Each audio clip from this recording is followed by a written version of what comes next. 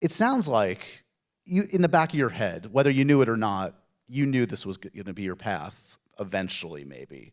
Like, was your act of rebellion denying that and going the athletic route? Like, put me in your head a little bit of why you put off pursuing acting for as long as you did.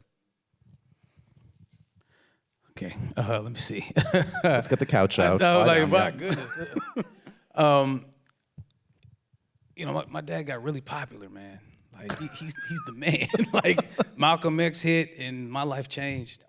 You know, I remember him bringing home a trumpet when he was practicing for Mo Better Blues. I remember when he dyed his hair red when he was getting ready for these roles, and I just used to love it. I just loved, you know, he walked me around New York spitting Richard III lines because he was doing it. I saw him with the tights and the mullet, you know, thinking like that was a magic trick. He don't speak like that at the house, and look at him now. That's, you know what I mean? So that to me what was always about. But as he got bigger, you know, I felt like society or like my world changed and my relationship to it. People changed how they were treating me. So I felt this need to protect myself and felt a need to find my identity. So I found it through sports. So I thought maybe I'd take a back seat to the art or to acting because I want them to know me for something else. I want them to just know me. I didn't realize that you can know me through the art, through the work, but I needed to go through what I did football-wise first. But I think stuff started to change after Malcolm X.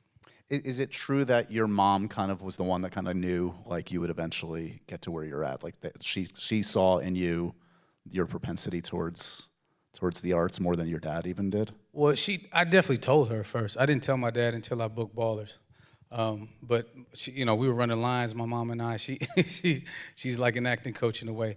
But you still run lines with your mom, don't you? To this day, every script I get that I know I'm gonna do, we're running lines, and she's giving me the harshest notes. She gave me so many notes for the play too. Like, I'm thinking like we're just gonna go to dinner and like talk about the week and how I did. She saw it like 5 times that week, by the way.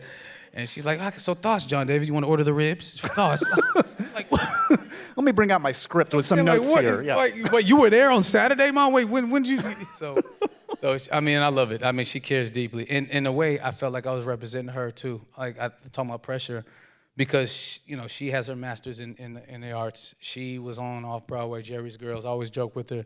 She ended up having me and Mr. Run of Jerry's Girls. I know that's the look. So your fault. So how about this? She didn't tell me that I'm leaving for Miami to go shoot Ballers to start my life, and she tells me this story and says, "All right, go. Good luck." I was like, "Wait, what? You had me instead? I'm so sorry. I'm sorry. I'm gonna do everything I can. I'm gonna tell The Rock I'm doing this for you." You know? I was like, but this is what I think about, like her mastery in her craft and what it means to be on stage and what it means to be an actor, that right, that privilege. So, yeah, I include her in all of it because of that. A lot of that is the reason.